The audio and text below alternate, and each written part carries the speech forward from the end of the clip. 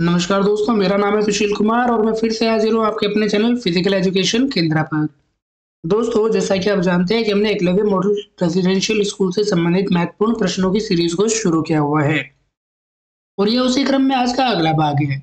यदि आपने अब से पहले के भागों को नहीं देखा है तो आप प्लेलिस्ट में जाकर के उन सभी भागों को देख सकते हैं।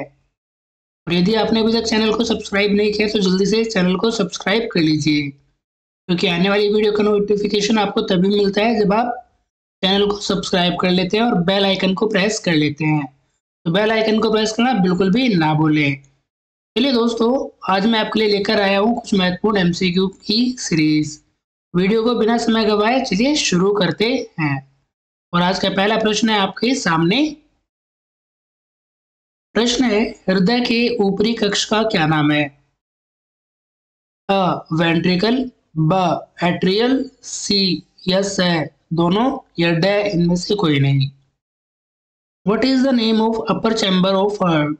Option A ventricle, option B atrial, option C both, option D none of these। बताइए साथियों, क्या होगा इसका सही आंसर? जल्दी से अपना स्कोर बताइए और सही आंसर को कमेंट बॉक्स में टाइप कीजिए। तो इसका सही आंसर हो जाएगा एट्रियल। ठीक है, क्या होगा इसका सही आंसर? एट्रियल। ठीक है, एट्रियल हमारे हार्ट के ऊपर के दोनों चैम्बर्स को कहा जाता है। चलते हैं अगले प्रश्न की ओर। अगला प्रश्न है आपके सामने। प्रश्न में पूछा गया है, हृदय के निचले कक्ष को के रूप में जाना जाता है? Option A ventricle, option B atrial, option C दोनों, ऑप्शन डी इनमें से कोई नहीं। The lower chamber of heart is known as ventricle, option B atrial, option C both, option D none of these. बताइए क्या होगा इसका सही आंसर? काफी समय है आपके पास, आराम से शांतिपूर्वक सोचिए क्या होगा। जी हाँ, इसका सही आंसर है, हृदय के निचले कक्ष को कहा जाता है वेंट्रिकल। ठीक है, तो क्या सही आंसर होगा इसका? वेंट्रिकल। चलिए चलिए चलते हैं अगले क्वेश्चन की ओर। अगला क्वेश्चन है आपके सामने। हृदय की भीतरी परत कहलाती है? ऑप्शन अ मायोकार्डियम, ऑप्शन ब पेरिकार्डियम, ऑप्शन स एंडोकार्डियम, ऑप्शन ड इनमें से कोई नहीं। The inner lining of the heart is called? Option A myocardium, option B pericardium, option C endocardium, option D none of this. बताइए साथियों, क्या होगा इसका सही आंसर? तो जल्दी से सही आंसर को बताइए।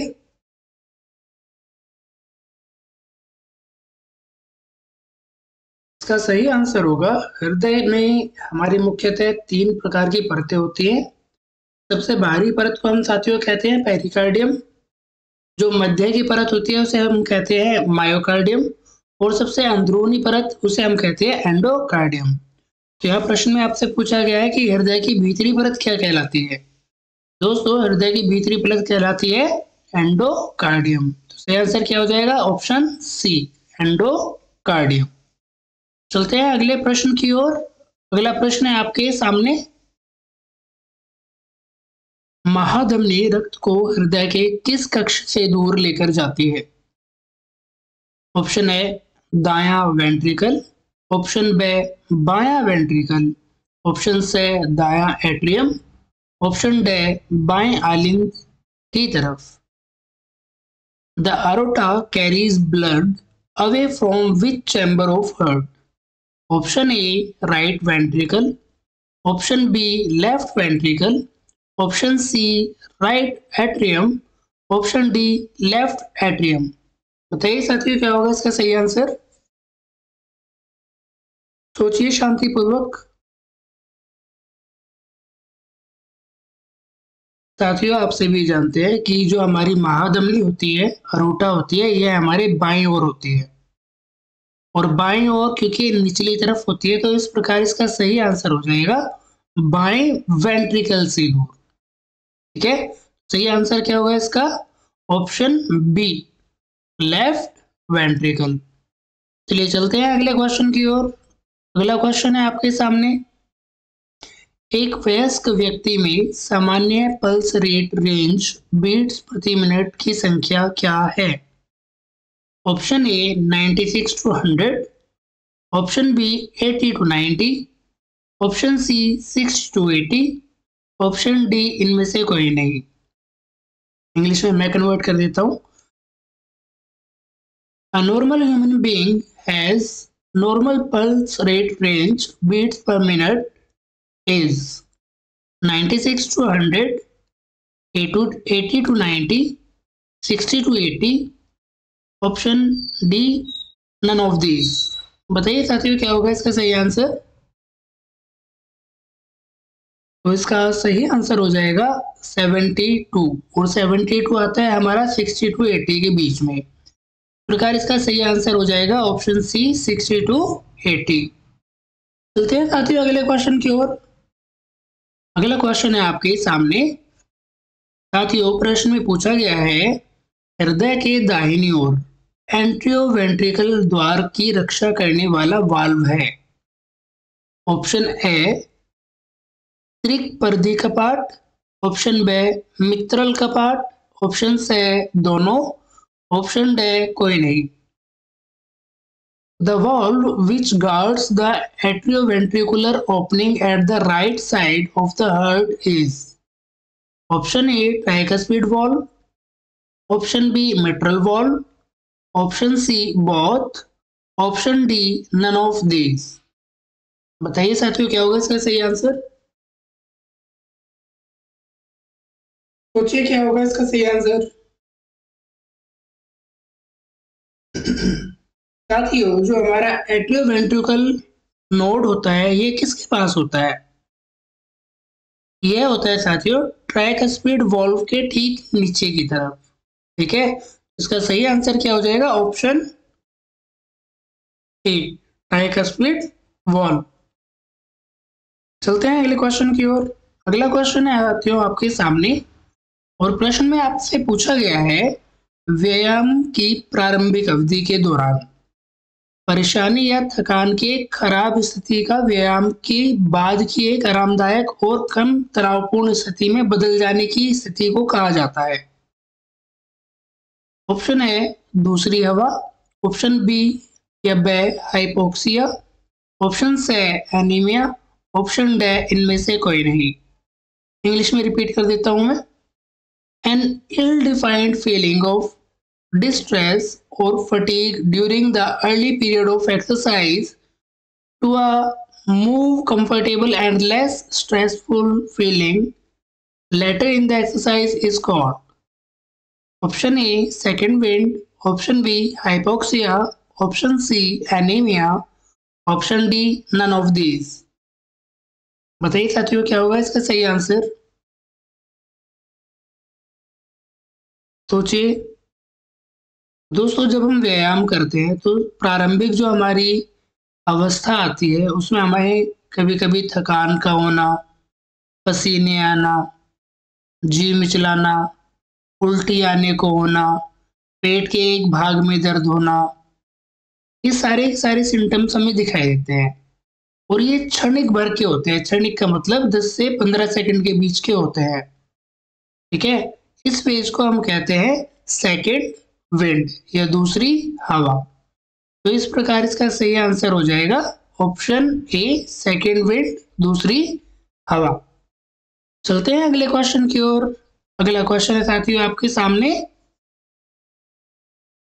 उच्च शरीर तापमान, गर्म शुष्क त्वचा या बेहोशी के लक्षण वाली सामान्य घातक बीमारी जो पर्यावरणीय गर्मी में अत्यधिक लंबे समय तक कार्य या व्यायाम के कारण होती है के रूप में जानी जाती है। Option A heat cramp, option B उच्च बीपी, ऑप्शन सी गर्मी की बीमारी, option D heat stroke.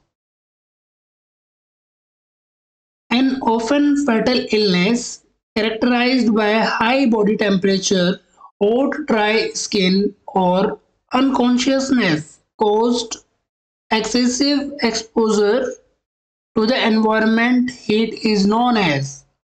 Option A heat cramp, option B high BP, option C heat illness, option D heat stroke. बताइए साथियों क्या होगा इसका सही आंसर। दोस्तों देखिए, जब हम गर्मी वाले या गर्म तापमान में या शुष्क तापमान में कोई भी एक्सरसाइज या कार्य करते हैं तो हमारी शुष्क त्वचा हो जाती है। कई बार बेहोशी के लक्षण भी सामने आते हैं। अधिकतर यह पर्यावरणीय गर्मी के कारण होता है। इसे हम हीट क्रैम्प नहीं कहते हैं। ये क्रैम्प में तो हमारी मांसपेशियां एक दूसरे के ऊपर चढ़ जाती है या जकड़ जाती है। ऑप्शन बी उच्च बीपी, दोस्तों इसमें हाई बीपी बिल्कुल नहीं होता है। ठीक है। ऑप्शन से गर्मी की बीमारी, दोस्तों गर्मी की वजह से तो होता है पर हम इसे गर्मी की बीमारी नहीं कहते हैं। ऑप्शन डी हीट स्ट्रोक, हाँ यह इसका बिल्कुल सही आंसर है। तो इसका सही आंसर होगा साथियों हीट स्ट्रोक। चलते हैं अगले क्वेश्चन की ओर। अगला क्वेश्चन है साथियों आपके सामने।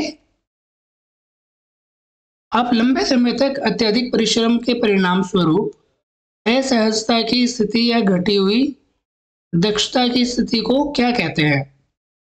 Option A oxygen wind, option B second wind, option C थकान या ऑप्शन डी इनमें से कोई नहीं। What do you call upon a state of discomfort or decreased efficiency result from prolonged or excessive exertion?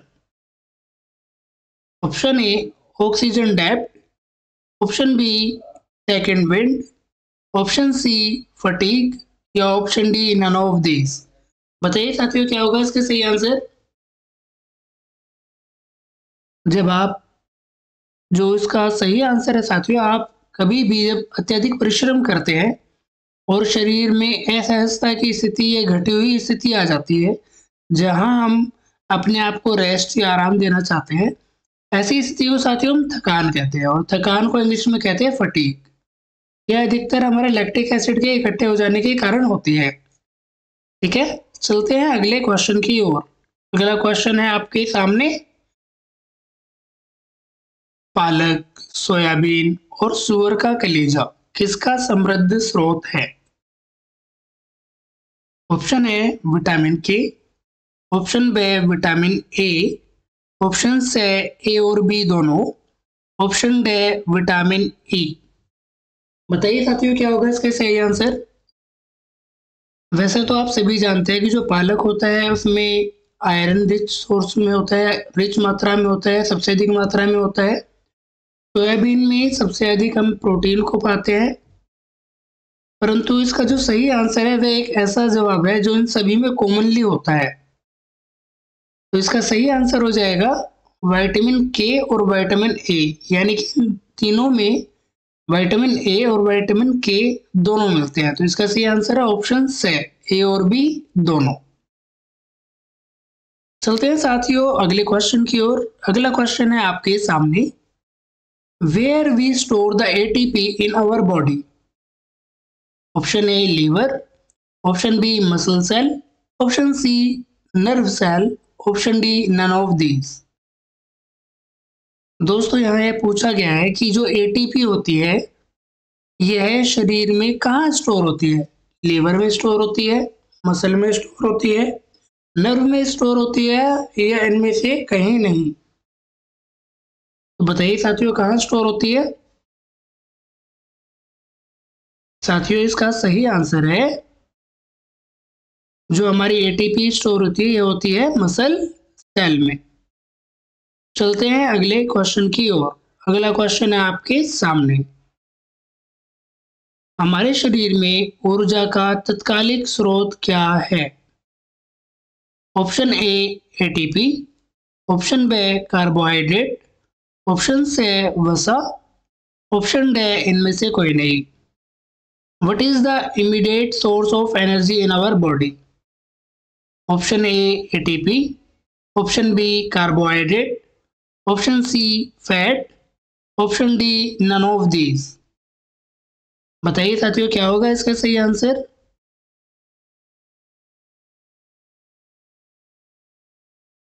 दोस्तों आप सभी जानते हैं जो एटीपी होती है हमारे शरीर में सबसे ज्यादा इंस्टेंट सोर्स होती है एनर्जी का। ठीक है, तो इसका सही आंसर हो जाएगा एटीपी। चलते हैं अगले क्वेश्चन की ओर। ठीक है, अगला क्वेश्चन है आपके सामने। सजीव कोशिका से ऊतक को हटाने और जांच करने को कहा जाता है। Option A MRL, option B biopsy, option C x ray, option D इनमें से कोई नहीं। The removal and examination of tissue from the living cell is called. Option A MRL, option B biopsy, option C X-ray, option D none of these. बताइए क्या होगा इसका सही answer. तो साथियों इसका जो सही आंसर है वह होगा बी बायोप्सी। चलते हैं अगले क्वेश्चन की ओर। अगला क्वेश्चन है आपके सामने। एमनोरिया किसके लिए एक और शब्द है।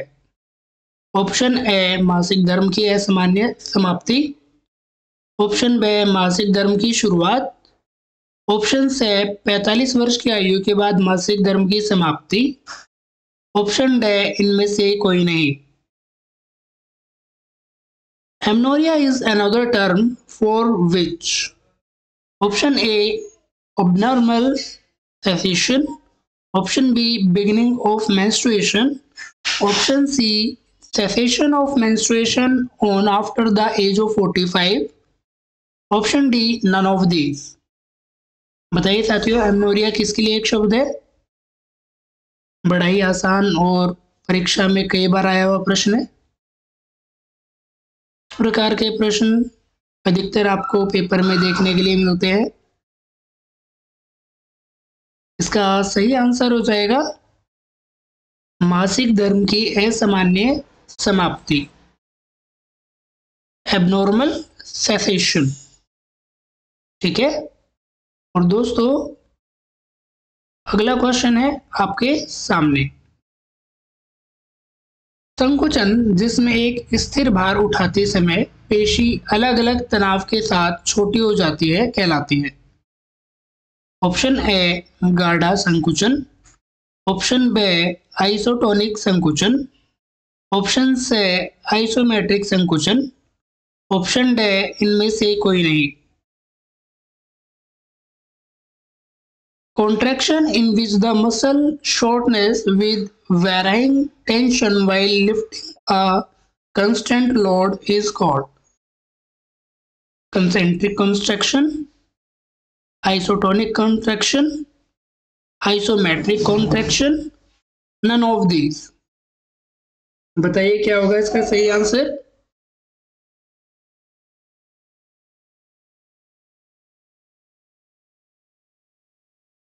तो सही आंसर है कंसेंट्रिक कॉन्ट्रैक्शन। ठीक है, चलते हैं अगले क्वेश्चन की ओर। वह वाल्व जो हृदय के बाईं ओर के एंट्रियोवेंट्रिकल द्वार की रक्षा करता है कहलाता है। Option A tricuspid valve, option B mitral valve, option C दोनों, या ऑप्शन डी इनमें से कोई नहीं। The valve which guards the atrioventricular opening on the left side of the heart is called. बताइए साथियों लेफ्ट साइड से एट्रियोवेंट्रिकल द्वार की रक्षा कौन करता है। सोचिए लेफ्ट साइड के बारे में कहा गया है तो लेफ्ट साइड में कौन सा वाल्व होगा हमारे। लेफ्ट साइड में हमारा होता है बाइकस्पिड वाल्व, जिसका अन्य नाम होता है हमारा माइट्रल वाल्व। ठीक है, चलते हैं अगले क्वेश्चन की ओर। अगला क्वेश्चन है साथियों आपके सामने। How much water is lost from the body each day through expired air is about. Option A 200 ml, option B 400 ml, option C 600 ml, option D 500 ml। बताइए साथियों जो हम श्वास लेते हैं उससे प्रतिदिन कितना जल खर्च हो जाता है। ऑप्शन आपके सामने दिए हुए हैं। यह क्वेश्चन यूपी टीजीटी में आ चुका है पहले। तो इसका सही आंसर होगा ऑप्शन बी 400 ml। ठीक है, प्रतिदिन लगभग 400 ml के करीब हमारे शरीर से जल की मात्रा श्वास लेने और श्वास छोड़ने के मध्य निकल जाती है। चलिए चलते हैं साथियों अगले क्वेश्चन की ओर। अगला क्वेश्चन है आपके सामने, रेतौंधी किसकी कमी के कारण होता है? Option A vitamin D, option B vitamin E, option C vitamin A, option D इनमें से कोई नहीं। Night blindness is caused due to the deficiency of vitamin D, vitamin E, vitamin A, none of these। बताइए साथियों क्या होगा इसका सही आंसर? आप सभी जानते हैं कि आंखों की अधिकतर जितनी बीमारियां हैं विटामिन ए की डेफिशिएंसी की वजह से होती है, और नाइट ब्लाइंडनेस या रतुंधी भी विटामिन ए की वजह से होती है।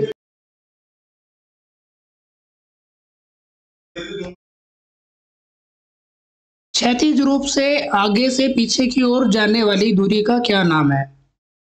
ऑप्शन ए ऊर्ध्वाधर अक्ष, ऑप्शन बी ललाट अक्ष, ऑप्शन सी धनु अक्ष, ऑप्शन डी इनमें से कोई नहीं। What is the name of axis which passes horizontally from front to back? Option A the vertical axis, option B the frontal axis, option C the sagittal axis, option D none of these। बताइए साथियों क्या होगा इसका सही answer?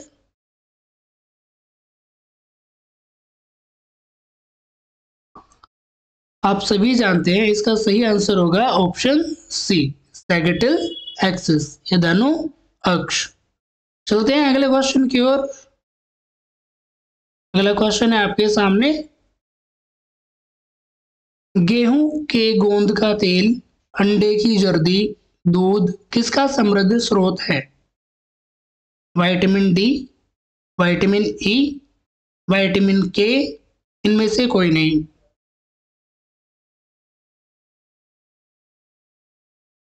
Wheat gum oil, egg yolk, milk are rich source of vitamin D, vitamin E, vitamin K, none of these।